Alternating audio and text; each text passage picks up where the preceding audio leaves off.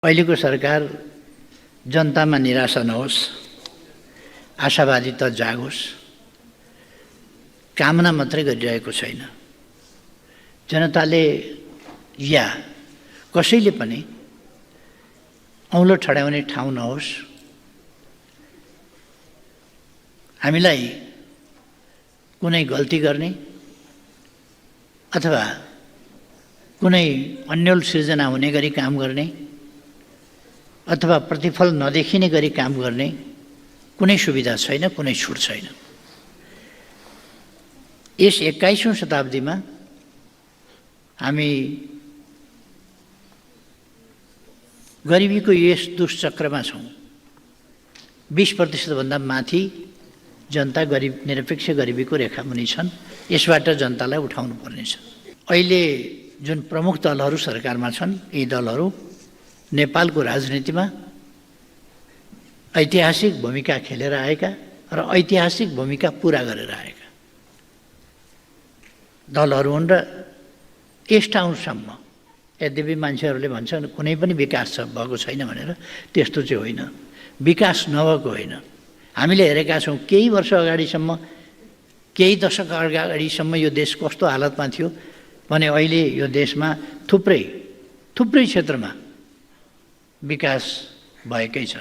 चाहे यातायातको क्षेत्रमा भनौँ, कनेक्टिभिटीको क्षेत्रमा भनौँ, या सञ्चारको या अरू हिसाबले हामी यसलाई हेरौँ।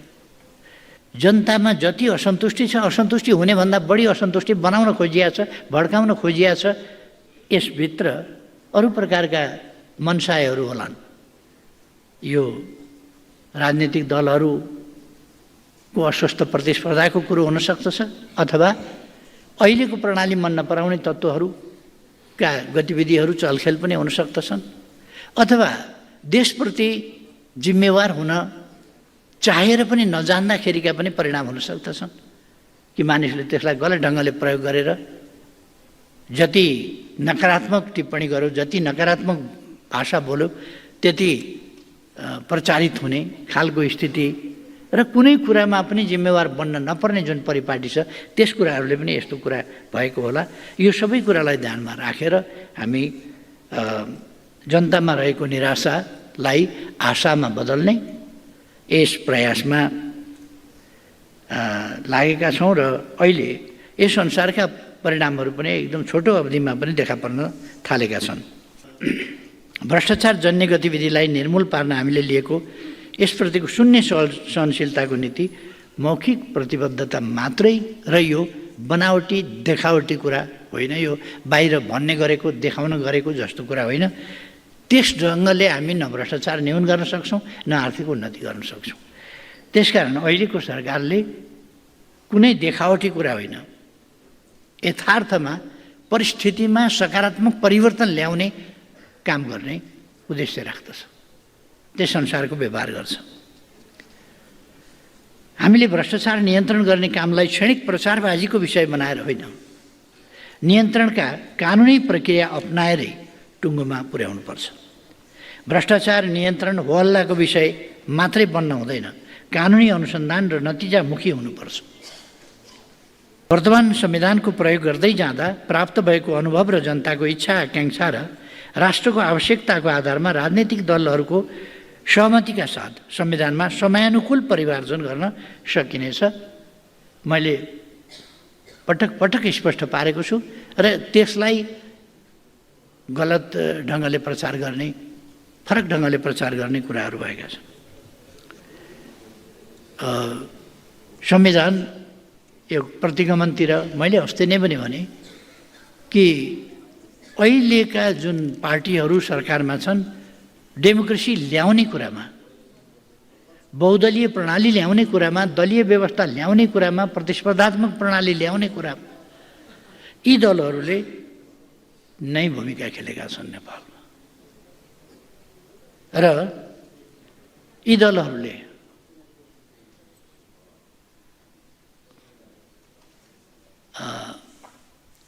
नेपालको राजनीतिलाई, नेपालको अर्थनीतिलाई, नेपालको समाजलाई, नेपालको विकासलाई अगाडि बढाउने सन्दर्भमा र कमी कमजोरी होला तर पनि नेपाललाई कानुनी राजको हिसाबले अगाडि बढाउने सन्दर्भमा भूमिका खेलेर आएका छन्। संविधानवाद, संविधान बमोजिम, कानुन बमोजिम राज्य र समाज सञ्चालन हुनुपर्छ, चल्नुपर्छ भन्ने मान्यता यिनले राख्दछन्। त्यसर्थ यसमा सन्देहको कुनै गुन्जाइस नै छैन। कुनै हिसाबले भन्नु कि यो प्रतिगमनतिर जाला, यो यस्तो गर्न खोजिएको छ जस्ता कुराहरू यो भ्रम मात्रै हुन जान्छ, भ्रम फिजाउने प्रयास मात्रै हुनसक्छ, यसको कुनै अर्थ छैन।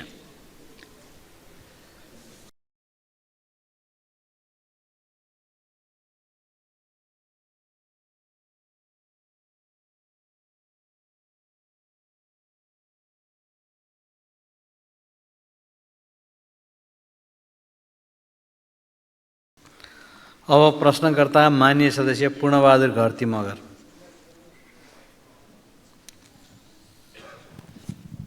सम्मान्य सभामुखज्यू, सभामुखको अनुमतिले सम्मान्य प्रधानमन्त्रीज्यूबाट निम्न प्रश्नहरूको जवाफ चाहन्छु। सम्मान्य प्रधानमन्त्रीज्यू, यही श्रावण 32 गते बिहान अमेरिकी स्टेट डिपार्टका deputy secretary R Verma Nepal आएर सरकारसँग घनीभूत छलफल भएको भन्ने सुन्नमा आयो। के विषयमा छलफल भयो र एसएसपी स्टेट पार्टनरसिप प्रोग्राम र स्टारलिङ्क स्टेसन सम्बन्धी सम्झौताका लागि पहल भइरहेको भन्ने पनि सुनिन्छ। यस सम्बन्धी सम्मानित सदनलाई जानकारी गराउन म निवेदन गर्छु। दोस्रो, राष्ट्रिय सभाको विधायन समितिले सरकारले बनाउनु पर्ने भनी पठाएको अति आवश्यक ऐनहरूको सूची अनुसार सङ्घीयता कार्यान्वयनको महत्त्वपूर्ण ऐन सङ्घीय निजामती ऐन र प्रहरी समायोजन ऐन यो अधिवेशनमा पास हुन्छ कि हुँदैन, यस सम्बन्धमा किन ढिला भइराखेको छ? अर्को, हिजो सर्वसाधारण जनतालाई लोडसेडिङमा राखेर उद्योगी व्यवसायलाई दिएको विद्युतको बक्यौता नतिर्ने उद्योगीहरूबाट बक्यौता उठाएर सर्वसाधारण उपभोक्तालाई सहुलियत दिन हुँदैन? धन्यवाद। सम्माननीय प्रधानमन्त्रीज्यू।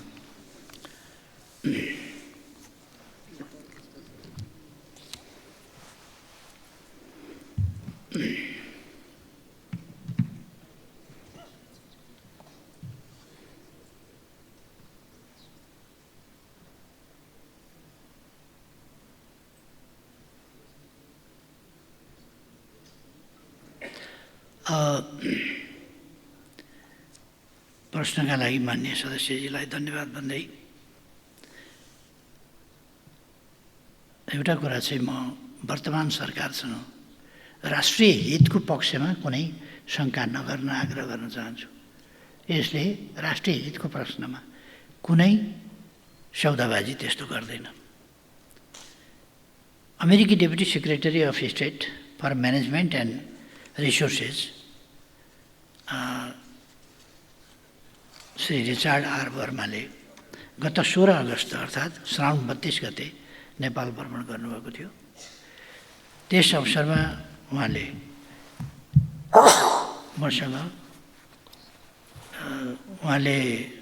मसँग र माननीय परराष्ट्र मन्त्रीसँग शिष्टाचार भेट गर्नुभएको थियो र बेलुका फर्किनुभएको थियो। मसँगको भेटमा उहाँले दुई देशका बीचको पुरानो र बहुआयामिक सम्बन्धबारे चर्चा गर्नुभएको थियो। हामीले पनि त्यस सम्बन्धमा चर्चा गरेका थियौँ र नेपालको विपद प्रतिकार र मानवीय सहायताको कार्यलाई थप प्रभावकारी बनाउने सन्दर्भमा उहाँले 2टा हेलिकप्टर नेपाललाई दिने बताउनु भएको छ। तत्सम्बन्धमा थप कुरा भएको छैन र त्यो पारित पनि भइसकेको छैन। तत्सम्बन्धमा बजेटको उपलब्धता अमेरिकी संसदबाट पारित हुनुपर्ने र नयाँ प्रतिबद्धता अमेरिकाले यसअघि नै नेपाली सेनालाई प्रदान गर्ने भनिएका स्काई ट्रक र बेल हेलिकप्टर बाहेक थप हुने उहाँले बताउनु भएको थियो। यस सम्बन्धमा थप कुरा केही अरू भएको छैन। माननीय परराष्ट्र मन्त्रीसँग पनि यही कुरा उहाँले बताउनु भएको थियो र यस सम्बन्धमा डिटेल हेलिकप्टर कसरी दिने, त्यसका टर्म्स कन्डिसन के हुन्, त्यसको चालकहरूको ट्रेनिङ कहाँ हुने, कसले त्यसका चालक को हुने, त्यसको ट्रेनिङ कहाँ गर्ने अथवा त्यसको मर्मत समार कसले गर्ने, कहाँ हुने, त्यसका निम्ति अरू प्रकारका के कस्ता कुराहरू हुने हुन् र नेपाली पाइलटहरूले ट्रेनिङ तत्सम्बन्धमा प्राप्त गर्ने हुनु होइनन् र नेपालीहरूले नै यसको मर्मत सम्भार गर्न सक्ने इन्जिनियरिङ सम्बन्धी ट्रेनिङ नेपालीहरूले गएर लिन पाउने हुन् कि होइनन्, अथवा हामी हेलिकप्टर पाउने तर ट्रेनिङ नहुने सञ्चालन गर्न फेरि अरू नै आउनुपर्ने जस्ता कुराहरू, अथवा कुनै इन्जिनियरिङ कुनै कुरा हुँदाखेरि अरूले नै गर्नुपर्ने के हुन् भन्ने कुराहरूको कुनै स्पष्टता अहिलेसम्म भएको होइन। उहाँले बताउनु भएको त्यति हो। यस सम्बन्धमा मैले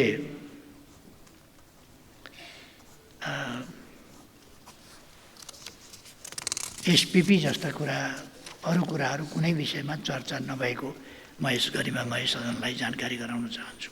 र एसपिपी पहिले एकपल्ट चर्चासम्म चलेको हो, त्योभन्दा अगाडि बढेको थिएन र अहिले बढाउनु पर्छ भनेर पनि कसैले भनेको छैन, कुनै प्रस्ताव पनि कतैबाट आएको छैन। त्यो कुरा म बताउन चाहन्छु यस सभामा।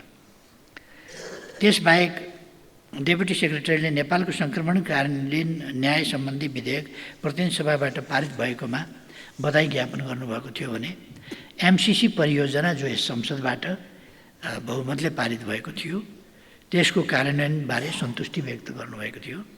त्यसै गरी उहाँले युएसएआइडी र डिएफसी लगायतका अमेरिकी संस्थाहरू मार्फत नेपाललाई अमेरिकी सहायता तथा लगानी निरन्तर रहने प्रतिबद्धता व्यक्त गर्नुभएको थियो। एसपिपी र स्टार लिङ्क स्टेसन सम्बन्धी सम्झौताका विषयहरू यी दुवै भेटघाटमा छलफल नभएको बेहोरा यस सम्मानित सदनलाई जानकारी गराउन चाहन्छु। र अर्को, माननीय सदस्यले जिज्ञासा राख्नुभए जस्तै सङ्घीयता कार्यान्वयन सम्बन्धी कतिपय महत्त्वपूर्ण कानुनहरू बन्न अझ पनि बाँकी रहेका छन्। संविधान तथा सङ्घीयताको कार्यान्वयनको लागि आवश्यक कानुन निर्माण गर्ने विषय सरकारको उच्च प्राथमिकतामा रहेको छ। सङ्घीयता कार्यान्वयनलाई थप प्रभावकारी बनाउन प्रशासनिक सङ्घीयताको मार्गचित्र सहितको सङ्घीय निजामती सेवाको गठन, सञ्चालन र सेवाका शर्त सम्बन्धमा व्यवस्थापन गर्न बनेको विधेयक 2080 सङ्घीय संसदमा विचाराधीन रहेको छ। राजनीतिक सहमति र प्राविधिक विषयलाई सम्बोधन गर्दै यसै अधिवेशनबाट स्वीकृत हुने गरी संसदीय समितिको छलफललाई तीव्रता दिँदै स्वीकृत गराउन सरकार लागिरहेको छ। यसै गरी नेपाल प्रहरीको सञ्चालन तथा व्यवस्थापन नेपाल प्रहरी ऐन 2012बाट हुँदै आएको छ। बदलिँदो परिस्थिति अनुरूप नेपालको प्रहरी सञ्चालन कसरी गर्ने, के गर्ने, यसको सङ्घीय शासन प्रणाली अनुरूप बनाउनका लागि भर्ना, नियुक्ति, बढुवा, सरुवा जस्ता व्यवस्थित बनाएर कसरी अगाडि बढाउने भन्ने सम्बन्धमा छलफल भइरहेको छ। आवश्यक प्रक्रिया पुरा गरेपछि, छलफलको निष्कर्ष निस्किएपछि सम्मानित सदनमा त्यो विधेयक आउने नै छ। त्यसको मस्यौदा डेडिकेटेड र ट्रङ्क लाइनका विद्युत उपभोक्ताहरूबाट सरकारले बगौता महसुल उठाउँछ। एउटा बडो हल्ला चलाइया छ। उद्योगीहरूले चलाइरहेको उद्योगको लाइन नकाट्नु, किनभने यो 8-10 वर्ष अगाडिदेखिको पेन्डिङ इस्यु, अनि यस पेन्डिङ इस्युलाई गोलमटोल गरेर 22 अरब तिर्नुपर्छ भन्ने, 22 अरब तिर्नुपर्छ भनेका ठाउँबाट 6 अरब मात्रै तिर्नुपर्छ भन्नेमा 6 अरबमा ल्याइ पुर्याउने, अनि 6 अरब चाहिँ उठाउँछ कि भने जस्तो पारेर विद्युत लाइन काट्ने। पहिले पनि लाइन काटेको थियो, फेरि जोडेको थियो, किन काट्यो, किन जोडियो, काट्दै जोड्दै किन भयो, र 22 अरब असुल गर्नुपर्ने 6 अरब मात्रै किन हो त? अहिलेको सरकारले उठाउनु पर्छ। उपभोग गरेको विद्युतको महसुल उठाउनु पर्छ। उपभोग गरेको छैन भने उठाउनु पर्दैन भने हो। उपभोग गरेको महसुल उठाउनु पर्दैन कसले भनेको छ र? मैले यसै रोस्टमबाट विद्युत महसुल उठाउनु पर्छ भनेर रिपिटेडली भनेको छु। महसुल उठाउनु पर्छ। जसले महसुल नउठाएर समस्या पैदा भयो, जसले महसुल घुमाइ फिराइकन कहाँ गयो 16 अरब, 22 अरब उठाउनु पर्ने भनेर महालेखाको प्रतिवेदनमा बुझाएर महालेखाको प्रतिवेदन संसदमा पेश भएको छ 22 अरब उठाउनु पर्ने भन्ने। 22 अरब उठाउनु पर्ने भन्ने महालेखाको प्रतिवेदन छ र वार्षिक प्रतिवेदन गरिमामय संसद समक्ष प्रस्तुत भएको छ, राष्ट्रपति कहाँ प्रस्तुत भएर संसदमा आएको छ। अनि अहिलेको सरकारले नउठाउन खोज्यो भनेर यो प्रचारको तरिका अचम्म लाग्छ। हामीले भनेको उठाउन नउठाउने, 22 अरबलाई 6 अरबमा झार्ने अनि विद्युत महसुल काटेर उद्योगहरू उत्पादनमा यसै घाटा छ, विद्युत बढी भएर फ्लो भइराखेको छ, ओभरफ्लो स्पिल ओभर भइराखेको छ। यस्तो अवस्थामा विद्युतको महसुल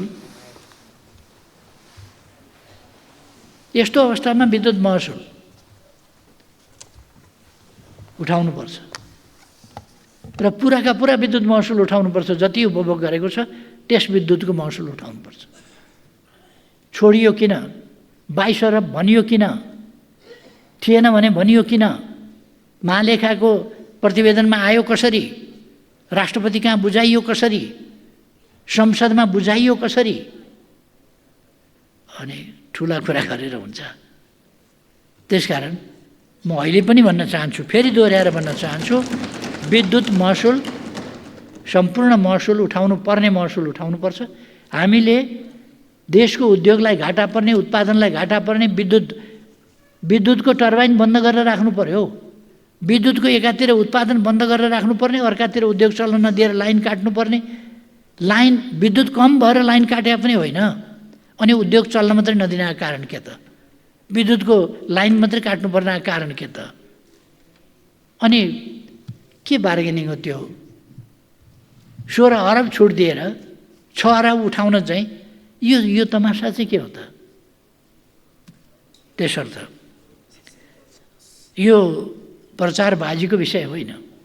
कसैलाई हिरो बनाउने, कसैलाई के गर्ने, यस्ता प्रयासहरूको कुनै अर्थ पनि छैन। ती प्रयासहरू काम पनि लाग्दैन। तर प्रयास चाहिँ जारी छन्। व्यक्ति विशेषलाई हिरो बनाउने किन खोजी हुँदैन?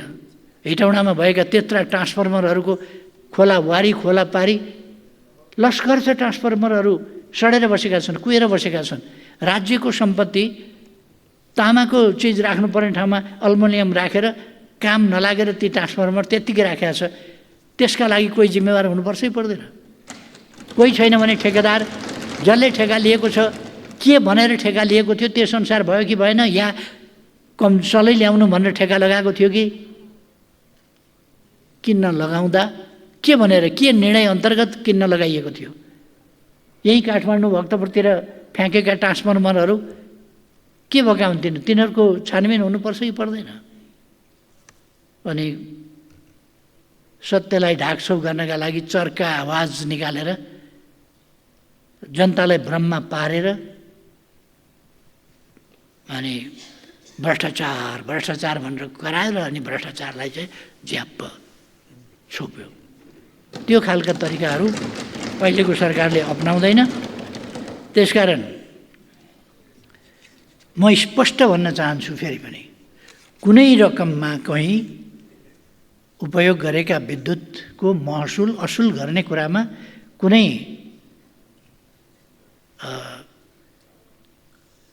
छुट दिइने छैन। र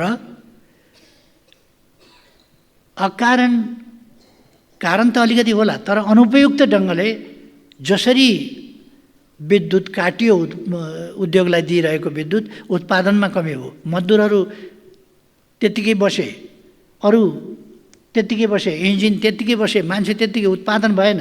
उत्पादन नभएपछि के हुने भयो भने तिनीहरूले उत्पादन गरेर जहाँ सप्लाई गर्थे त्यो सप्लाई नहुने भयो। कति दिनसम्म उसले उत्पादन नभएपछि सोरुम खाली राखेर बस्छ, अन्तबाट किन्छ नि उसले।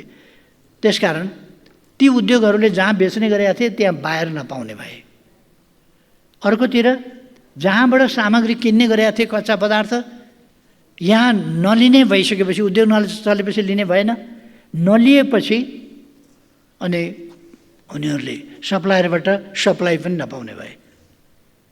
प्रोडक्सनको उनीहरूको चेन नै, इन्डस्ट्रीको एक तहमा भन्ने हो भने इन्डस्ट्रीको तत्त्व नै ब्रेक हुने भयो। त त्यसो भएर यस्ता खालका कुराहरू हुनु हुँदैन भनेर सरकारले जिम्मेवारीपूर्वक ढङ्गले विद्युत प्राधिकरणलाई भनेको यो किन छोडियो, किन उठाइएन, किन तबसम्म उठाइएन, किन समयमा भुक्तानी लिइएन, त्यति बेरै यसको छिनोफानो किन गरिएन र अहिले उद्योगका लागि महसुल तिराउने, अहिलेसम्म महसुल तिराउन विद्युतको लाइन काटिया छ, कहीँ काटिया छ? विद्युत महसुल तिराउने बाटो भनेको विद्युतको लाइन काट्नु हो? कहीँ पनि विभिन्न होटलहरूमा विद्युतको लाइन कहिले कहिले समयमा नतिरेको हुनसक्छ, त्यसलाई जरिमाना समेत के पेनल्टी सेनल्टी लगाएर पनि फेरि असुल गरे हुन्छ, तर विद्युतको लाइन काटे आउँदैन। अस्पतालले कहिले कहिले पैसा तिर्न सकेन भने त्यसमा लाइन काटिन्छ, उद्योगमा काटिन्छ, होटलमा काटिन्छ लाइन, पैसा तिरेन भन्दैमा। अर्को कुरा त यो त व्यापार पनि हो नि सरकारको, आफ्नै व्यापार रोकेर अनि सरकारले त्यसरी काम गर्छ भन्ने कुरा मात्रै हो। यसमा म स्पष्ट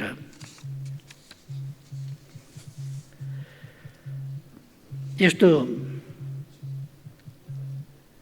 अर्को कुरा, यो सरकार र विद्युत प्राधिकरणका बीचमा जुन मतभेद भनेर हल्ला चलाइएको छ बाहिर, त्यस्तो मतभेद छैन। यो विद्युत प्राधिकरणलाई सरकारले भन्यो, यसो गरे होला, सुझाव दियो, उहाँहरूले आफै निर्णय गर्नुभयो, आफै लाइन जोड्नुभयो त, सरकारले गरेर जोडिदिया त होइन नि त, उहाँहरूले जोड्नुभयो। अर्को कुरा, सरकारले हस्तक्षेप गर्यो भन्ने, सरकारले अनि सरकार सञ्चालनमा निर्देशन दिँदैन, छोडिदिन्छ त। विद्युत प्राधिकरण बनाएपछि त्यो ब्राह्मणलाई कसैले गरेको गौदान हो, त्यो गौदान गरेपछि गयो सिद्धियो, त्यसको सोधी खोजी पनि गर्न नपाइने, यो त गौदान त कसैलाई गरे होइन नि त। त्यस कारण सरकारले सोधी खोजी गर्छ, अवश्य जुनसुकै कुरा पनि गर्छ। सरकारले खर्च गर्नुपर्ने, अरू चिज दिनुपर्ने, सुविधा मिलाउनु पर्ने, सबै गर्नुपर्ने, त्यो त सरकार आफै जिम्मेवार हुन्छ नि त। त्यसकारण सरकारले त्यसमा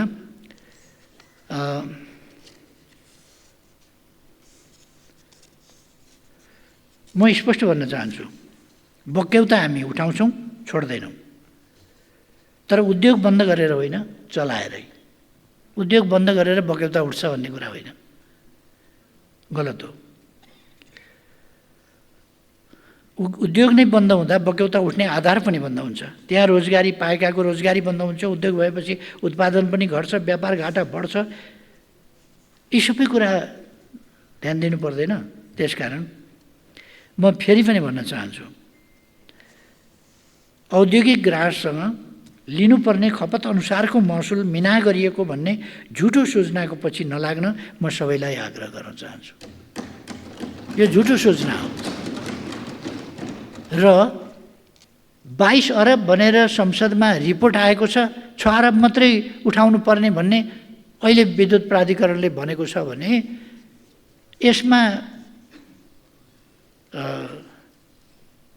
यो मिना गरेको पनि अहिलेको सरकार बनेपछि अहिलेको सरकारले होइन है, स्पष्ट होस्।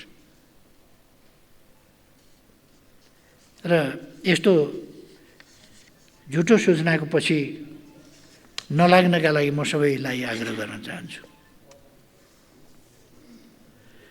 सरकारले विभिन्न सहुलियत मार्फत सर्वसाधारणले खपत गर्ने विद्युतको शुल्कमा छुट दिएको छ। मासिक 21 लाख सर्वसाधारणलाई 20 युनिटसम्मको विद्युत निःशुल्क दिइएको छ। सर्वसाधारणलाई 20 युनिटसम्म खपत गर्ने उपभोक्ताहरूलाई केवल मासिक 30 रुपियाँ तिरे पुग्ने व्यवस्था गरिएको छ। त्यस्तै सिँचाइ वर्गका ग्राहकलाई प्रति युनिट 2 रुपियाँ 25 पैसाका दरले विद्युत उपलब्ध गराइएको छ भने सामुदायिक खानेपानीमा डिमान्ड चार्ज पुरै मिना गरी प्रति युनिट 4 रुपियाँ 20 पैसाको दरले विद्युत उपलब्ध गराइएको छ। चार्जिङ स्टेसनलाई सहुलियत दरमा प्रति युनिट 5 रुपियाँ 75 पैसाका दरले विद्युत उपलब्ध गराइएको छ। आगामी दिनमा सर्वसाधारणले उपभोग गर्ने विद्युत महसुल दर थप घटाउन सकिन्छ। औद्योगिक ग्राहकलाई शुल्क मिना गरेको, सर्वसाधारणसँग कसेर महसुल उठाएको भन्ने हल्लाको पछि यो नितान्त हल्ला र यो मलाई लाग्छ यो नजानेर होइन, जानी बिजिकन चलाइएको होला। यस्ताका पछि नलाग्न र तथ्यहरू हेर्न, बुझ्न र बुझेर यसको सत्य बुझेर अगाडि बढ्न म सबैलाई पनि आग्रह गर्न चाहन्छु र प्रश्नकर्ता मान्यज्यूलाई पनि अनुरोध गर्न चाहन्छु। धन्यवाद। अब प्रश्नकर्ता माननीय पुष्पबहादुर शाह।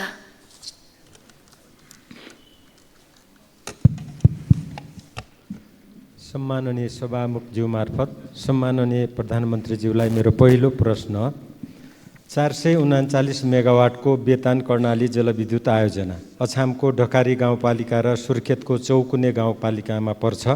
सुदूरपश्चिम र कर्णाली प्रदेशकै साझा एवं गौरवको आयोजना करिब 6 लाख सञ्चयकर्ताको लगानीबाट निर्माण हुन लागेको आयोजना हो।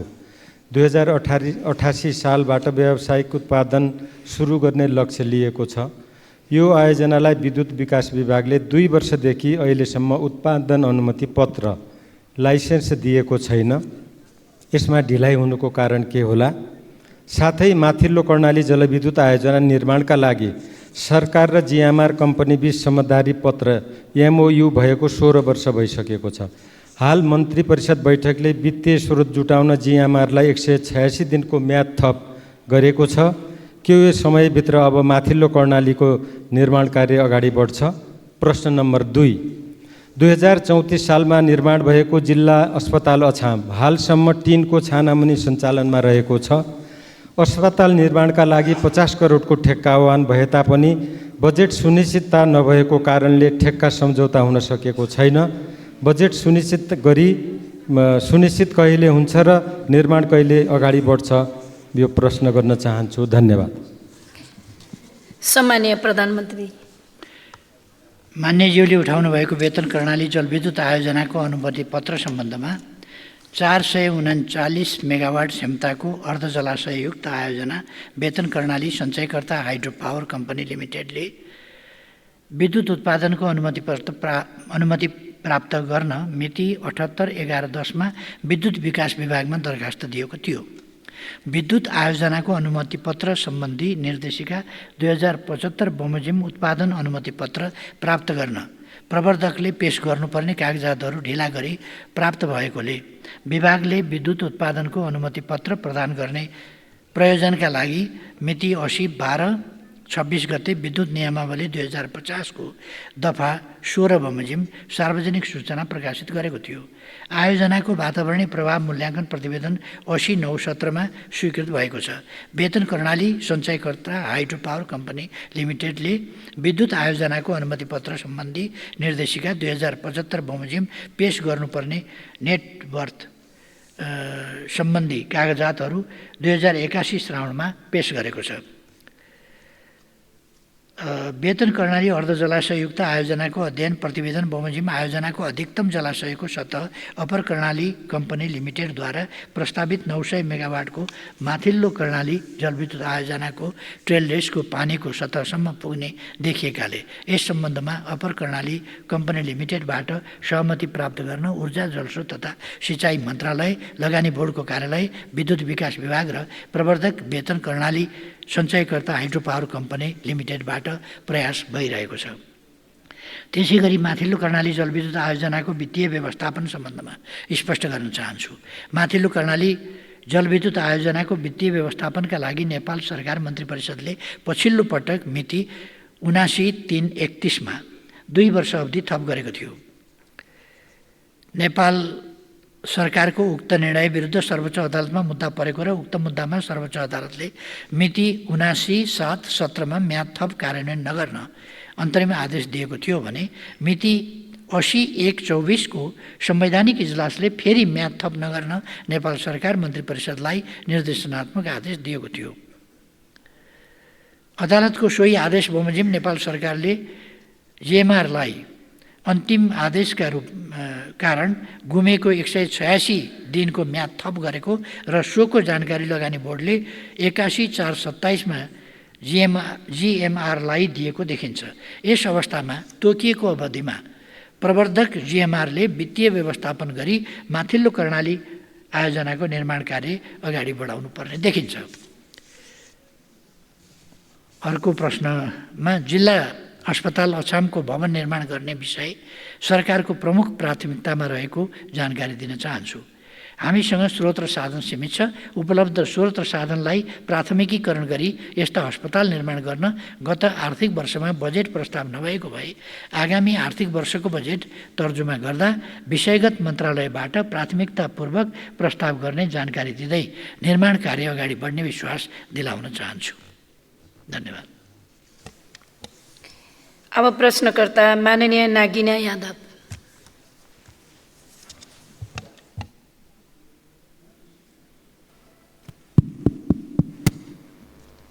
सम्माननीय सभामुख महोदय, सम्माननीय प्रधानमन्त्रीज्यू, म सम्माननीय सभामुखको अनुमतिले म आफ्नो लिखित प्रश्न पेश गरेकोलाई चाहिँ म यो सदनमा वाचन गर्न चाहन्छु। विश्वमा देखा परिरहेको नयाँ रोगमध्ये करिब 70% पशुपन्छीबाट उत्पन्न भई मानिसमा सर्ने प्रकारका छन्। उदाहरणको रूपमा मंकी पक्स, कोभिड-19, बर्ड फ्लू जस्ता रोगले वर्षेनी धेरै जनसङ्ख्यामा पशुधन तथा मानवीय क्षति भइरहेको छ। जबकि नेपाल सरकार मन्त्री परिषदको 2076-9-14 को निर्णय अनुसार एक स्वास्थ्य रणनीति 2076 लिएको छ।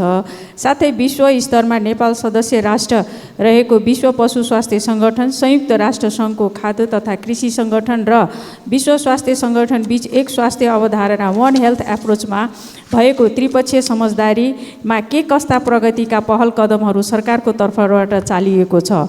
अर्को, देशको अर्थतन्त्रको एउटा महत्त्वपूर्ण हिस्सा कृषि पेशाले धानिएको छ। कृषि पेशा भन्नाले बाली जस्तै धान, गहुँ, मकै, उखु आदि मात्र नभई नबोल्ने पशुपन्छी पनि हुन्। त्यसमध्ये दुध, मासु, अन्डा आदि दिने पशुको हितमा सरकारले केही महत्त्व दिएको देखिए तापनि तर दिनहुँ काममा लगाइने भारवाहक पशुको योगदानको बारेमा कुनै पनि निकायले चासो देखाएको पाइन्न।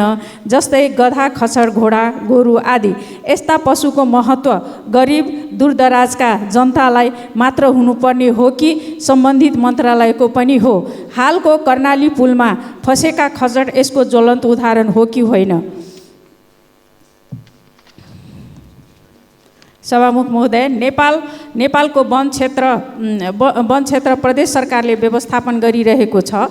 सङ्घीय वन तथा वातावरण मन्त्रालयले वन तथा वातावरण सम्बन्धी नीति नियम बनाउने हो। तर यहाँ सङ्घीय वन तथा वातावरण मन्त्रालयले 2076 सालमा बनाएको वन ऐनमा 1 वर्षसम्म कैद तथा 2 लाखसम्म जरिवानाको मुद्दाको तहकिकात तथा दायरी प्रदेश सरकारको कर्मचारीले गर्न पाउने, तर 1 वर्षभन्दा बढीको कैद तथा 2 लाखभन्दा बढीको जरिवाना सम्बन्धित मुद्दाको तहकिकात तथा दायरी प्रदेश सरकारको कर्मचारीले गर्न नपाउने र यसको लागि सङ्घीय सरकारले अनुसन्धान अधिकृत तोक्न पर्ने कानुनी व्यवस्था रहेको छ। तर वन ऐन 2076 जारी भएको 5 वर्ष व्यतीत हुँदा पनि सङ्घीय सरकारले मुद्दा तहकिकात तथा दायरी गर्ने अधिकारी तोक्न सकेको छैन, जसले गर्दा जिल्लामा वन कर्मचारीहरूलाई वन संरक्षणमा ठूलो समस्याको सामना गर्नु परिरहेको छ।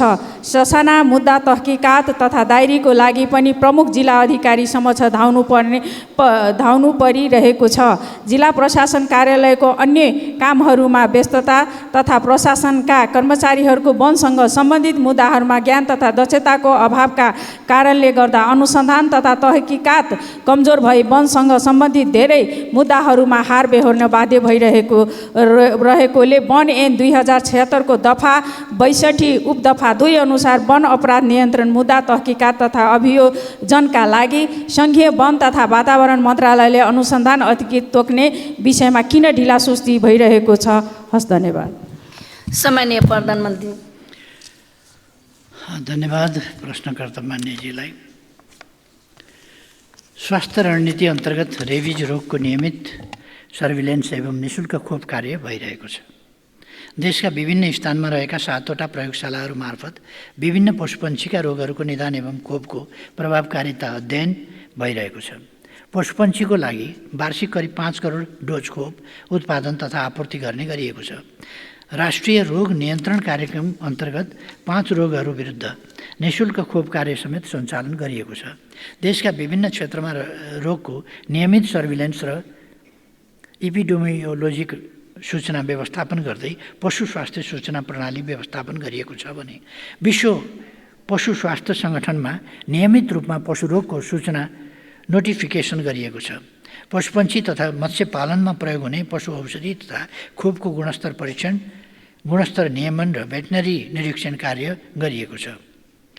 आम उपभोक्ता तथा अन्य सरकारवालाहरूमा रोगको कारण हुन सक्ने जोखिम तथा क्षतिको विषयमा सचेतना अभिवृद्धि कार्यक्रम सञ्चालन गरिएको छ। 250 वटा स्थानीय तहहरूमा सशर्त अनुदानमा भेटनरी डाक्टर परिचालन गरिएका छन्।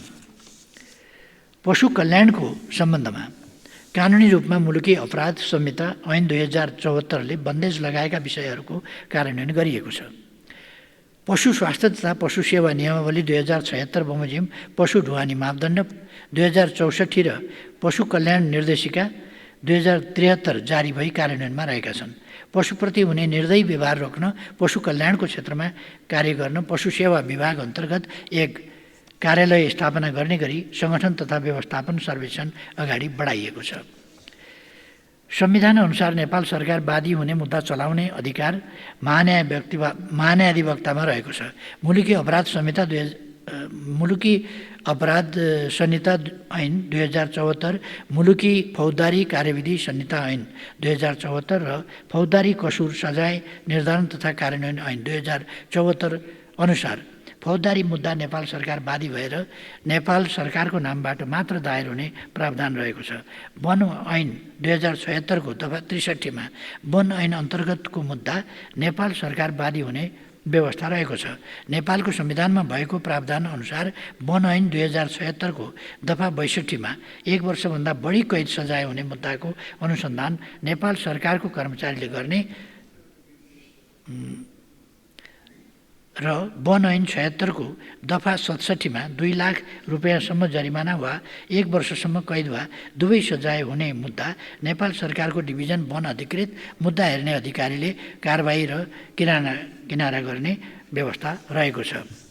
वन ऐन 2076 को दफा 2 को खण्ड ज मा डिभिजन वन अधिकृत भन्नाले प्रचलित कानुन बमोजिम नेपाल सरकारले खटाएको डिभिजन वन कार्यालयको प्रमुख सम्झनुपर्छ भन्ने प्रावधान रहेको छ भने वन ऐन 2076 को दफा 2 को खण्ड 6 मा डिभिजन वन कार्यालय भन्नाले प्रदेश सरकार अन्तर्गतको डिभिजन वन कार्यालय सम्झनुपर्छ भन्ने उल्लेख छ।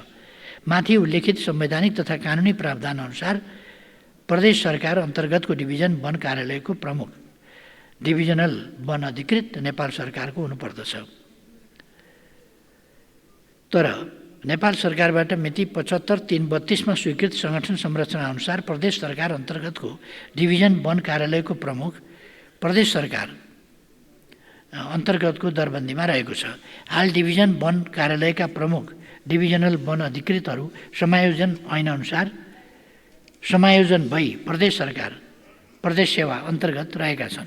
यही कारणले डिभिजनल वन अधिकृतको क्षेत्राधिकारभित्र वनको अपराध अन्तर्गतको मुद्दाको कारबाही र किनाराका लागि समेत अदालत जानुपर्ने अवस्था रहेको छ। वनको संरक्षण खास गरी वन ऐन 2076 को दफा 57 को विशेष अधिकार प्रयोगमा समस्या आएको छ। यस समस्यालाई सम्बोधन गर्न सरकार तयार छ। धन्यवाद। अब प्रश्नकर्ता माननीय पशुपति शमशेर जबरा।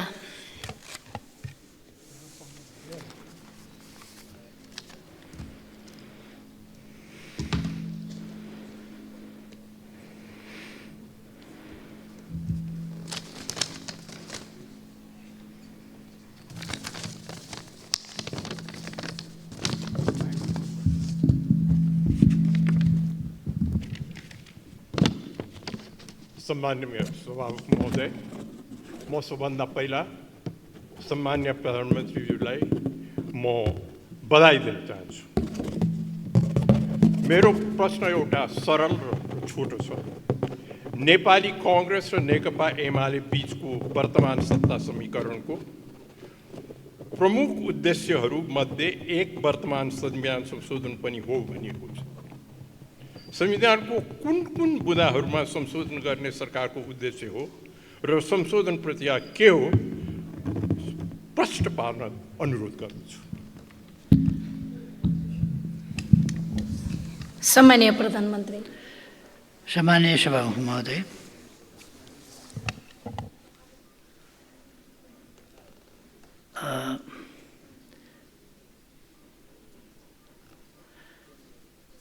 नेपाली कङ्ग्रेस र नेकपा एमालेको संयुक्त सरकार गठनको सम्बन्धमा दुई दलबीच 7वटा बुँदाहरूमा सहमति भएको थियो।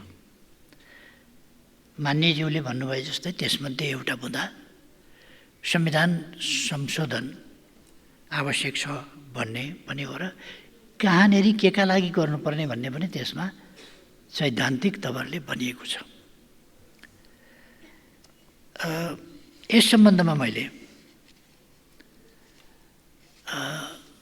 यस सदनमा पनि र बाहिर पनि पटक पटक स्पष्ट पारिसकेका छु। संविधान संशोधन देशको पक्षमा, जनताको पक्षमा, सुशासन शान्तिको पक्षमा, सामाजिक न्याय र समानताको पक्षमा, विकासको पक्षमा अहिलेसम्म 8 वर्ष कार्यान्वयनका हाम्रा अनुभवहरूले जे देखाएका छन् त्यसमा आधारित भएर हामीले समस्या कहीँ छन् भने तिनको समाधान गर्नका लागि हो। कुनै बुँदा तोकेर गरिएको सहमति होइन, त्यो 7 बुँदामा पनि स्पष्ट छ। संविधान संशोधन सम्बन्धी त्यसमा जुन कुरा उल्लेख छ त्यही आधारले पनि स्पष्ट गरेको छ। तसर्थ दुईटै दलले पनि र सरकारले पनि र मैले व्यक्तिगत तवरमा पनि यस सम्बन्धमा पटक पटक स्पष्ट पारिसकेका छ। त्यसकारण मैले यसमा थप केही भन्नुपर्छ जस्तो लाग्दैन। यो रसाकसी लुच्चाचुडीको विषय होइन। हामीले संविधान संशोधनीय दस्तावेज हो, गतिशील दस्तावेज हो भन्ने कुरा मान्दछौँ। त्यसअनुसार आवश्यकता अनुसार छलफल गरेर छलफलको निष्कर्ष अनुसार यसलाई संशोधन गरिनेछ। यो प्रतिगमनका लागि होइन, कतिपयले आरोप लगाए जस्तो अग्रगमनका लागि नै हो। संविधान संशोधनको बारेमा छलफल गरिनेछ र निष्कर्ष निकालिनेछ। धन्यवाद। अब प्रश्नकर्ता माननीय निर्मला कोइराला।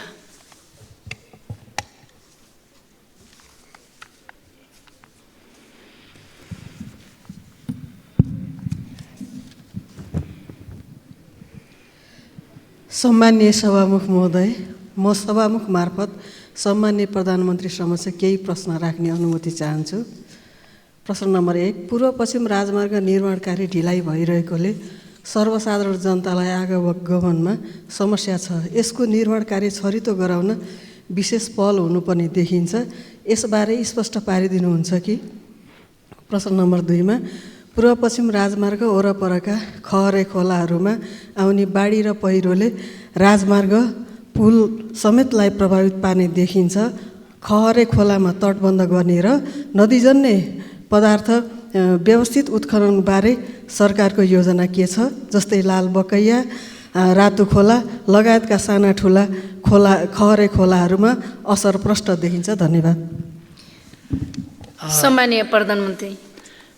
सम्माननीय सभामुख महोदय, पूर्व पश्चिम राजमार्ग विस्तार कार्य अवरोध बिना अगाडि बढाउन सम्बन्धित निर्माण व्यवसायलाई बारम्बार सचेत गराइएको छ। एसियाली विकास ब्याङ्कको ऋण सहयोगमा सञ्चालित पूर्व पश्चिम राजमार्गको विशेष गरी नारायणघाट बुटवल खण्डको सडक स्तरोन्नतिको ढिलाइबारे निर्माण व्यवसायको माथिल्लो नेतृत्वसँग समेत कुराकानी गरेर पेश गरेको कार्यतालिका अनुसार 1 वर्षभित्र सम्पन्न गर्ने गरी म्याद थप गरिएको छ। साथै सडक विभाग, भौतिक पूर्वाधार तथा यातायात मन्त्रालय र प्रधानमन्त्री तथा मन्त्री परिषदको कार्यालयबाट समेत यस योजनाको अनुगमन गरिएको छ। पेश गरेको कार्यतालिका अनुसार प्रगति हासिल नगरेमा ठेक्का अन्त्य गरी थप कारबाही गरिनेछ। अर्को, जलवायु परिवर्तनको असर नेपालमा अधिक देखिन थालेको छ। छोटो समयमा ठुलो वर्षा हुने जस्ता कारणले चुरेबाट निस्कने खोलाहरूमा पछिल्ला वर्षहरूमा बाढीको बढी समस्या देखिने गरेको छ। चुरे दोहन र अतिक्रमणका कारणले बाढीको प्रकोप बढ्दो रहेको छ। कमजोर भौगर्भिक कारणले बाढीसँगै बगेर आउने गेग्रानले नदीको सतह उचालिने र बाढीले जमिन कटान गरी बस्तीहरूमा समेत जोखिम बढाउँदै लगेको छ। ती खहरे खोलाहरूमा हुने जथाभावी दोहनले पुल लगायतका संरचनाहरूलाई जोखिममा पारेको छ। यी जोखिम व्यवस्थापनका लागि हालै सरकारले नदी तथा जल उत्पन्न विपत्ति व्यवस्थापन राष्ट्रिय नीति 2080 स्वीकृत गरेको छ। नीति कार्यान्वयन र विपत्ति व्यवस्थापनको लागि कानुन मस्यौदा भइरहेको छ। गेग्रान व्यवस्थापन योजना बनाएर नदीहरूको उत्खनन गरिने पद्धतिको विकास गरिनेछ। तत्कालीन समाधानका लागि चालु वर्ष 81-82 बकैया, रातु जस्ता खोलाहरूमा क्रमशः रु 3 करोड र रु 2 करोड 50 लाख बजेट विनियोजन गरिएको छ। पूर्व पश्चिम राजमार्गबाट सिमानासम्मै बकैया नदीको तटबन्ध भारतीय अनुदान सहयोगमा सम्पन्न गरिएको छ। राष्ट्रपति चुरे संरक्षण कार्यक्रम अन्तर्गत खोलामा तटबन्ध, जलपनभरण पोखरी निर्माण, कृषि वन प्रवर्धन, बाँस रोपण लगायतका भू तथा जलाधार संरक्षणका कामहरू भइरहेका छन्। धन्यवाद। अब प्रश्नकर्ता माननीय पदम गिरी। सम्माननीय सभामुखज्यू, सम्माननीय सभामुखज्यू मार्फत म सम्माननीय प्रधानमन्त्रीज्यूलाई केही जिज्ञासाहरू राख्न चाहन्छु। अहिले मुलुकमा चाहिँ नेकपा एमाले, नेपाली काङ्ग्रेस लगायतका राजनीतिक गठबन्धन र त्यसको नेतृत्व सम्माननीय प्रधानमन्त्रीज्यूले गरिरहँदाखेरि आम नेपाली जनतामा एउटा ठुलो एउटा उत्साह र आशाको नजरबाट नेपाली जनताले हेरेको अवस्था चाहिँ छ। र विगतको चित्र हेर्ने हो भने सम्माननीय सभामुखज्यू, आर्थिक वर्ष 2080-81 को चित्रलाई हेर्ने हो भने नेपाली जनतामा निराशा व्याप्त छ भन्ने कुरा यसले देखाउँछ। सम्माननीय सभामुखज्यू, खास गरी 80-81 को अर्थतन्त्रको अवस्थालाई हेर्ने हो भने 52,000 ऋणीहरू यस अवधिमा कालो सूचीमा गए। विश्वविद्यालयमा भर्ना हुनुपर्ने विद्यार्थीहरू अध्ययनकै निम्ति ठुलो सङ्ख्यामा विदेशिएका छन् र एक वर्षमा 1,12,000 विद्यार्थीले एनओसी लिएको देखिन्छ। सम्माननीय सभामुखज्यू, सरकारी तथा सामुदायिक विद्यालयबाट पास भएका विद्यार्थीहरूको सङ्ख्याले देशको सरकारी तथा सामुदायिक विद्यालयहरूको अवस्था प्रष्ट पार्दछ। सरकारको पुँजीगत खर्च अत्यन्त न्यून छ, राजस्व सङ्कलन समेत सन्तोषजनक अवस्थामा छैन। यो विगतको आर्थिक वर्षको चित्र हो। यस्तो परिस्थितिमा यी समस्याहरूलाई समाधान गरेर मुलुकका यी समस्याहरूलाई समाधान गर्नका निम्ति सम्माननीय प्रधानमन्त्रीज्यूले कस्ता योजनाहरू बनाउनु भएको छ? र यति बेला मैले एउटा कुरा चाहिँ भन्न आवश्यक ठानेको छु। सम्माननीय प्रधानमन्त्रीज्यूको नेतृत्वमा सरकार गठन भइसकेपछि सुशासन र खास गरी आर्थिक क्षेत्रमा जुन सुधारका कामहरू हुँदै अगाडि बढेका छन्, त्यसले जनतामा एक प्रकारको उत्साह भरिरहेको स्थितिमा यसले भविष्यमा निरन्तरता पाउँछ भन्ने कुराको कसरी सम्माननीय प्रधानमन्त्रीज्यूले आश्वस्त पार्नुहुन्छ भन्ने एउटा प्रश्न पनि म राख्न चाहन्छु। त्यस्तै गरेर पाँचथर जिल्लाको चियो भन्ज्याङदेखि बैतडीको झुलाघाटसम्म 1879 किलोमिटर लम्बाइ रहेको करिब 215 बस्तीहरू जोड्ने मध्य पहाडी लोकमार्गको सडक सीमा राइट अफ वेको निर्णय नहुँदा स्थानीयहरू वर्षौँदेखि अन्डोलमा रहेका र व्यावहारिक कठिनाइमा समेत परेका छन्। जग्गाको स्वामित्व रहेको र कर समेत तिरिरहेको नागरिकले लोकमार्गको सडक छेउछाउ पर्ने त्यस्ता जग्गाको बिक्री गर्न पाएका छैनन् भने नक्सा पास र ब्याङ्किङ प्रयोजनका लागि समेत रोकिएको अवस्था छ। त्यसै गरी सडक निर्माण कार्य समेत प्रभावित भएको छ। तसर्थ मध्य पहाडी राजमार्ग, मदन भण्डारी राजमार्ग, उत्तर दक्षिण करिडोर लगायत अन्य रणनीतिक सडकहरूको सडक सीमा निर्धारण सम्बन्धमा नेपाल सरकारले कहिलेसम्म निर्णय गरी सरकारवालाहरूलाई नागरिकहरूलाई राहत दिने योजना छ? सम्माननीय प्रधानमन्त्रीज्यूबाट यसको उत्तरको अपेक्षा गर्दछु। धन्यवाद। सम्माननीय प्रधानमन्त्रीज्यू। सम्माननीय सभामुख महोदय, जनतामा विद्यमान रहेको निराशा चिर्न र आशाको नयाँ सञ्चार जगाउन नै अहिलेको नेपाली काङ्ग्रेस र नेकपा एमाले जस्ता ठुला दलहरू मिलेर यो सरकार बनेको हो। सरकार गठन पश्चात छोटो अवधिमै अर्थतन्त्रमा सकारात्मक नतिजाहरू देखिन थालेका छन्। गत वर्षको तुलनामा साउन महिनामै राजस्व परिचालन र पुँजीगत खर्चमा वृद्धि भएको कुरा अघि नै मैले माथि उल्लेख गरिसकेका छु। घर जग्गा कारोबार सुधार क्रमशः हुँदै गएको पनि मैले अघि माथि नै उल्लेख गरिसकेको छु। यसै गरी पुँजी बजारमा उल्लेखनीय सुधार आएको पनि हामी सबैमा सर्वविदितै छ। अर्थतन्त्रको बाह्य सूचक सुविधाजनक अवस्थामा रहेको छ भने लगानी गर्न निजी क्षेत्रको मनोबल अब उत्साहित देखिएको छ। आर्थिक गतिविधि क्रमशः चलायमान हुन थालेका छन्। सरकार गठन भएको 100 दिनभित्र जनतालाई प्रत्यक्ष लाभ हुने गरी नीतिगत कानुनी एवं सेवा प्रवाहमा सुधार गर्ने मार्गचित्र सहितको कार्ययोजना कार्यान्वयन प्रारम्भ भइसकेको जानकारी गराउन चाहन्छु। विक्रम सम्वत 2047 पछि र विशेष गरी पछिल्लो दशकमा सडक निर्माणमा द्रुततर गतिले वृद्धि भएको साथै मध्य पहाडी पुष्पलाल राजमार्ग, हुलाकी राजमार्ग, मदन भण्डारी राजमार्ग, उत्तर दक्षिण करिडोर लगायत अन्य थुप्रै राजमार्गहरूको निर्माण भएको छ। यी राजमार्गहरूको निर्माणमा जनताबाट सडकको लागि स्वैच्छिक रूपमा जग्गा प्राप्त भएको तर सडक सीमाको सम्बन्धमा विधिवत सडक सीमा तोकिसकेको अवस्था छैन। सडक सीमा राइट अफ वे तोक्न बाँकी यस्ता सडकहरूको भौगोलिक अवस्थिति, जग्गाको उपलब्धता, भविष्यमा हुन सक्ने सडकको विस्तार जस्ता पक्ष विचार गरी जनतालाई मर्का नपर्ने गरी सडक सीमा तोकिनेछ। धन्यवाद। अब प्रश्नकर्ता माननीय निशा डाङ्गे।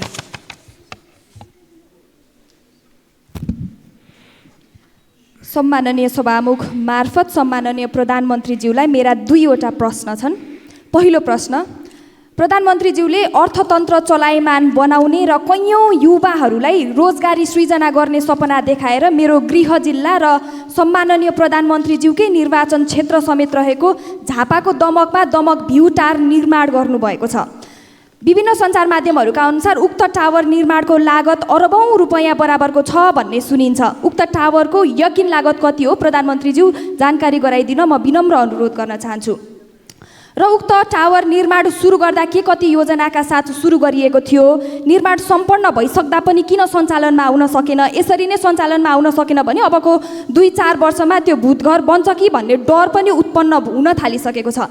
त्यसैले त्यो टावरमा गरिएको लगानीलाई अर्थपूर्ण बनाउन र दिगो रूपमा सञ्चालन गर्न सरकारसँग के कस्तो योजनाहरू छ स्पष्ट पार्दिन पनि म प्रधानमन्त्रीज्यूलाई विनम्र अनुरोध गर्न चाहन्छु। त्यसै गरी प्रधानमन्त्रीज्यू पूर्वाधार निर्माणकै सम्बन्धमा नयाँ सरकार बनिसकेपछि असार 31 गते बसेको पहिलो मन्त्री परिषदको बैठकले 300 दिनभित्र कीर्तिपुर खेल मैदानलाई सुविधा सम्पन्न रङ्गशाला बनाउने निर्णय गरेको थियो। आज भदौ 6 गते भइसकेको छ। उक्त निर्णय गरेको 38 दिन बितिसकेको छ।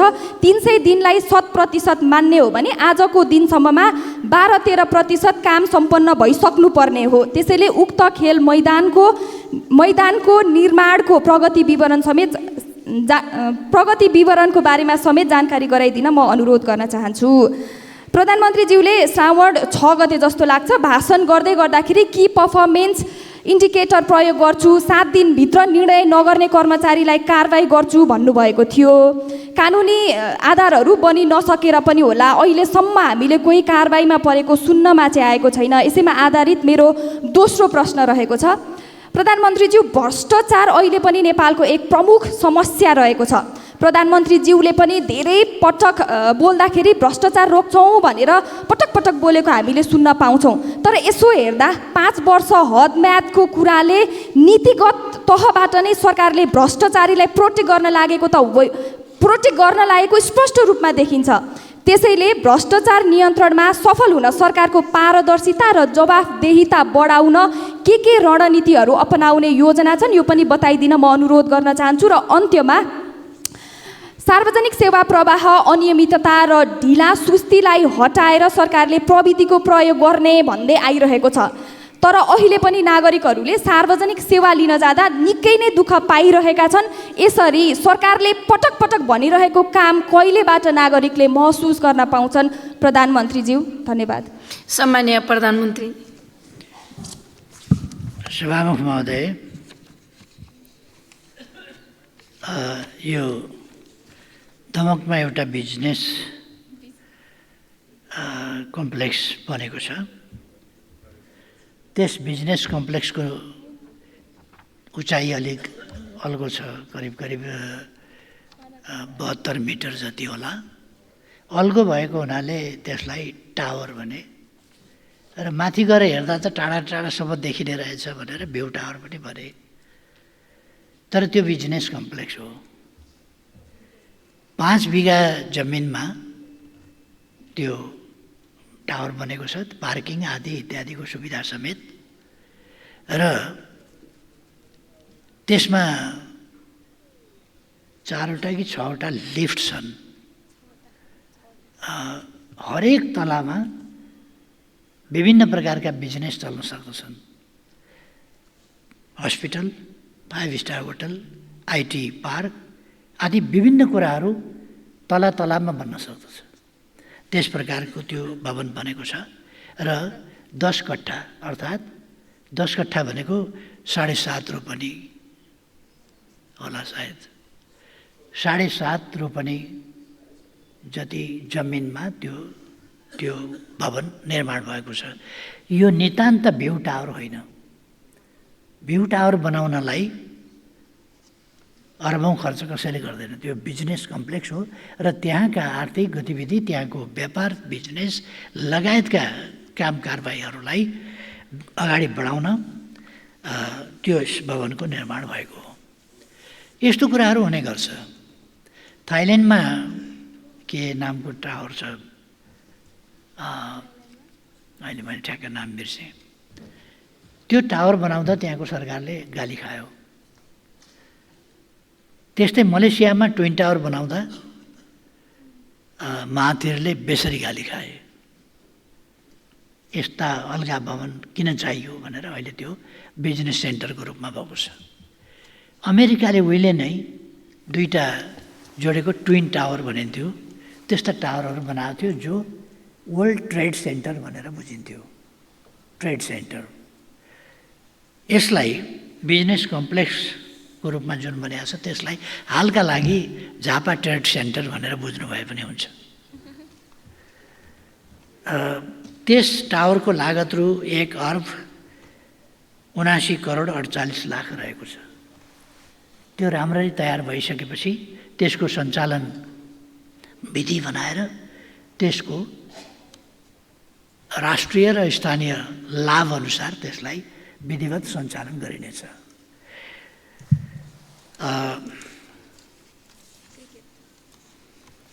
यसभित्र व्यापारिक पसलहरू, कार्पोरेट अफिसहरू, सेमिनार हल, प्रदर्शनी कक्ष, विभिन्न स्थानीय जातिहरूको संस्कृतिसँग सम्बन्धित सङ्ग्रहालय आदि समेत रहने भन्ने सोच बनाइएको छ। अब पछि के कसो गर्न सकिन्छ त्यो त सञ्चालनमा आउँदाखेरि, त्यो टेन्डरमा जाँदाखेरि त्यसलाई हेर्नुपर्छ के कुरामा त्यो प्रयोग हुन्छ भन्ने कुरा।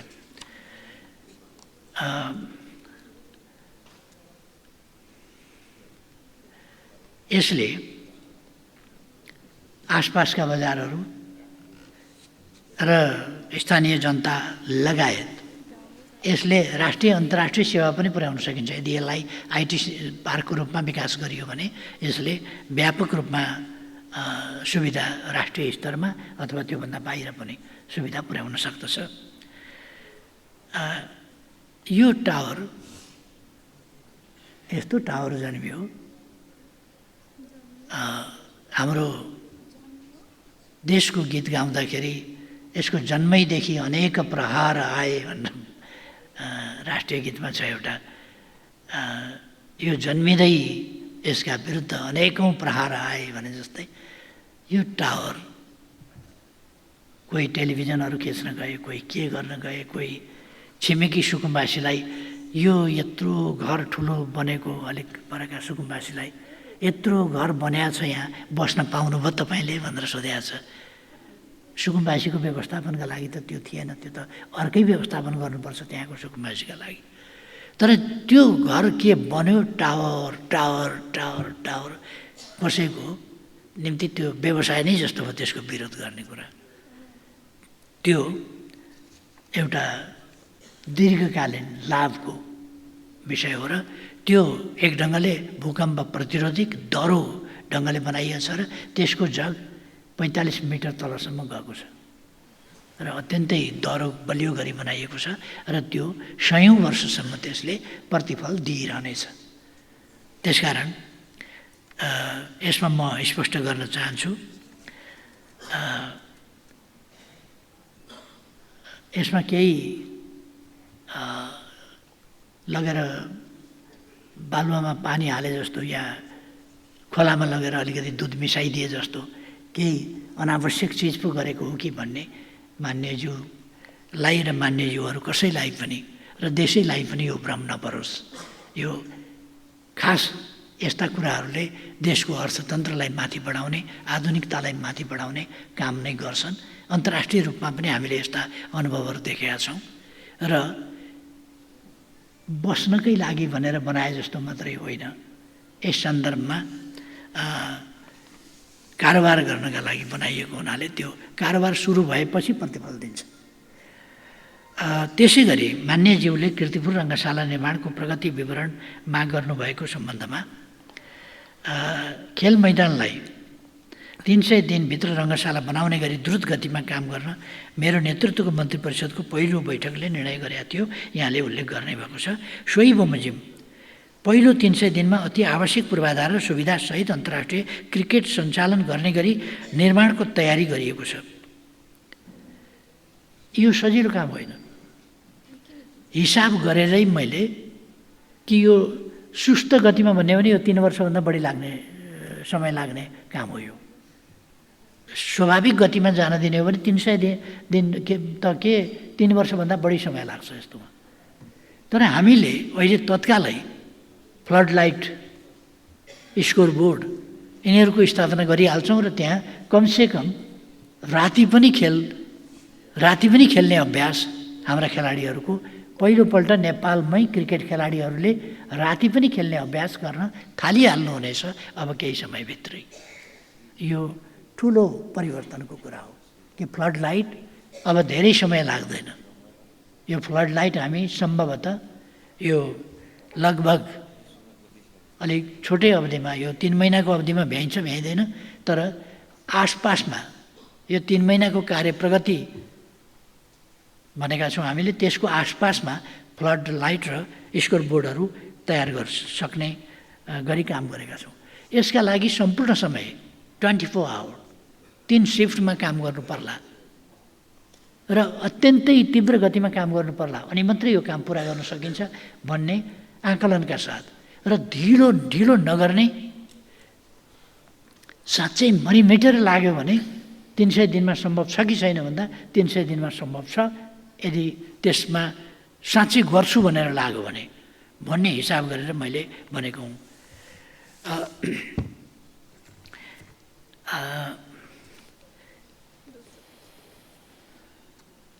रङ्गशालालाई 9वटा क्षेत्रमा विभाजन गरेर पूर्वाधार निर्माण गर्न कार्ययोजना तयार भएको छ।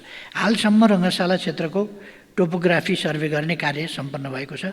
अवधारणा नक्सा तयार गरेर संरचनाका लागि डिपिआर तयार गर्ने, खरिद प्रक्रिया र निर्माण कार्य द्रुत प्रक्रियाबाट सम्पन्न गर्ने गरी तयारी गरिएको छ। यो जुन दिन भन्यो त्यसै दिनबाट सुरु गर्न सकिँदैन। त्यो सुरु गर्नका लागि त्यसका प्रक्रिया हुन्छन्। डिपिआर तयार गर्नुपऱ्यो, डिजाइन तयार गर्नुपऱ्यो, यो सबै टोपोग्राफिक सर्वे गर्नुपऱ्यो। यी सबै कुरा गरेपछि मात्रै बल्ल हामी यसको निर्माणका निम्ति र खरिद प्रक्रियाका निम्ति व्यवस्था गरेर मात्रै यसलाई अगाडि बढाउन सक्छौँ। त्यसकारण आज भदौ 6 गते बिर्सियो कि भन्ने कुरा होइन, सम्झिराखेको छ। अझ मान्यजीले सम्झाउनु भयो, धन्यवाद छ। हालसम्म रङ्गशाला क्षेत्रको टोपोग्राफी यिनीहरू सम्पन्न भएको छ। निर्माण कार्यलाई आवश्यकता अनुरूप 2 वा 3 सिफ्टमा गर्ने गरी ठेक्का बन्दोबस्त हुनेछ। यस कार्यका लागि अर्थ मन्त्रालय, शिक्षा विज्ञान तथा प्रविधि मन्त्रालय, युवा तथा खेलकुद मन्त्रालय, शहरी विकास मन्त्रालय र अन्य सरकारवाला सबै निकाय पूर्ण परिचालन भएका छन् र प्रधानमन्त्री तथा मन्त्री परिषद कार्यालयले आवश्यक संयोजन गरिरहेको छ। यस सम्बन्धमा यति भने पुग्छ जस्तो लाग्छ मलाई। र अर्को चाहिँ माननीय सदस्यले राख्नुभएको भ्रष्टाचार नियन्त्रणको विषयमा मैले यसअघि नै जवाफ दिइसकेकोले त्यसलाई दोहोऱ्याइराख्न परेन भन्ने म ठान्छु। म तर्कमा भन्दा परिणाममा विश्वास गर्छु। त्यसकारण परिणाममा हामीले घोषणा गरेका कुराहरू परिणाममा हेरियोस्। आलोचना टिप्पणी गर्न हतार नगरियोस्, किनभने ती आलोचना टिप्पणीहरू फेल खानेछन्। त्यसकारण परिणाम हेरियोस्। भ्रष्टाचार नियन्त्रणको सन्दर्भमा हामी कदम चाल्छौँ कि चाल्दैनौँ, काम अगाडि बढाउँछौँ कि बढाउँदैनौँ, रोक्छौँ कि रोक्दैनौँ भ्रष्टाचार, या रोक्ने प्रयासलाई प्रभावकारी ढङ्गले अगाडि बढाउँछौँ कि बढाउँदैनौँ, यो कुरा हेरियोस्। सार्वजनिक सेवा प्रवाहमा अनियमितता र ढिलासुस्ती हटाउन प्रविधिको प्रयोग गर्ने सम्बन्धमा सरकारको यसको प्रक्रियालाई सरलीकरण गर्ने, एउटा निकायमा पेश गरेको कागज अर्को निकायमा दिनु नपर्ने, सेवाग्राही दौडन नपर्ने तर डाटा स्वतः दौडिने गरी विद्युतीय प्रणालीहरू बीच एकीकरण गर्ने, घरबाटै धेरैभन्दा धेरै सेवा लिन सक्ने गरी फेसलेस सेवा प्रवाह गर्ने र विकास निर्माणको अनुगमन मूल्याङ्कनमा प्रविधिको प्रयोग गर्ने कार्यलाई सरकारले उच्च प्राथमिकतामा राखेको छ। नागरिक एपबाट सवारी चालक अनुमति पत्र व्यवस्थापन गर्ने र यसलाई राष्ट्रिय परिचय पत्रसँग आबद्धता गर्ने काम अगाडि बढाइसकिएको छ। केही समयपछि नै त्यो प्रयोगमा आउनेछ। हामी केही छोटो समयभित्रै यो मान्यज्यूका प्रश्नहरूको त जवाफ सिद्धियो, तर सबै मान्यज्यूको प्रश्नहरूलाई पनि समेटेर म भन्न चाहन्छु। केही दिनभित्रै फाइल कहाँ छ भन्ने कुरा, कुन मन्त्रालयमा गएर कसको टेबलमा फाइल अड्किएको छ भन्ने कुरा स्वतः जानकारी हुने गरी त्यस्तो हामी सिस्टम डेभलप गर्दैछौँ अब। र 3 दिनभित्र कुनै पनि मन्त्रालयले फाइल रोक्न नपाउने, त्यसलाई 3 दिनभित्रै अगाडि बढाइसक्नुपर्ने, त्यो पनि हामीले जारी गर्दैछौँ। त्यसै गरेर अर्को एउटा कुरा, शिक्षाको क्षेत्रमा अघि काफी कुराहरू चलेको थियो। शिक्षाको क्षेत्रमा म भन्न चाहन्छु, यस वर्ष 52% यी दिने विद्यार्थीहरू फेल भए। 50%भन्दा माथिकै सङ्ख्या रह्यो फेल हुने 12 कक्षामा पनि।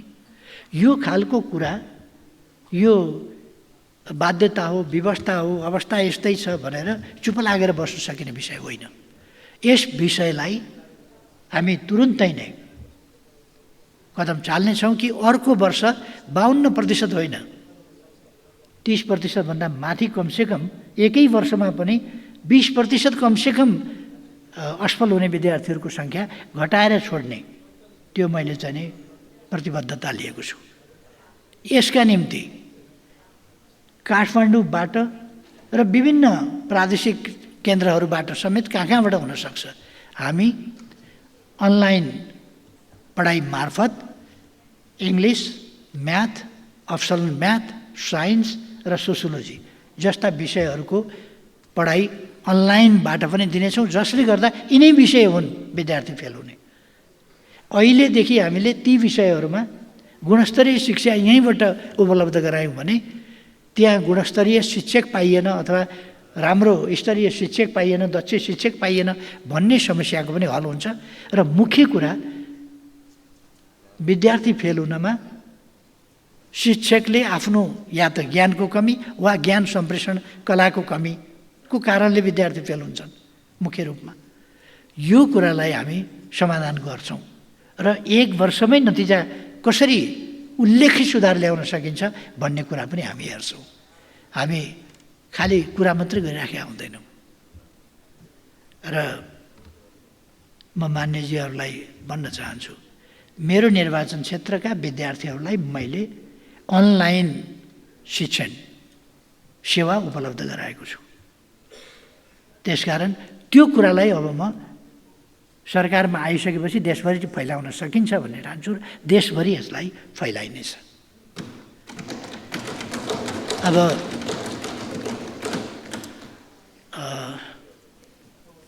मेरो आग्रह छ अन्तिममा, यति लामो प्रश्नोत्तर अलिक चलाउनु हुँदैन पार्लियामेन्टमा, र प्रश्न पनि यति लामो प्रश्नहरू चाहिँ अलिक हुनु हुँदैन। छोटा प्रश्न भनेको त 1 मिनटभित्र गर्ने कुरा हो। 10 मिनटमा त उत्तर सक्नु पर्ला कमसेकम। अब 3 मिनटमा उत्तर सक्ने, 1 मिनटमा प्रश्न सक्ने त हुनुपर्छ नि। अब 10 मिनट प्रश्नमै लाग्यो भने आज 13वटा प्रश्नको जवाफ दियो। 13वटा प्रश्नलाई कति लाग्यो समय? 2.5 घन्टा लाग्यो होला। अब यत्रो समय प्रश्नोत्तर र आधा प्रश्नकर्ताको आधा जवाबकर्ताको, कतिवटा त प्रश्नै छैन। म आग्रह गर्न चाहन्छु प्रश्न नै गरौँ र जवाफकै रूपमा दिन पाइयोस्। धेरै धेरै धन्यवाद।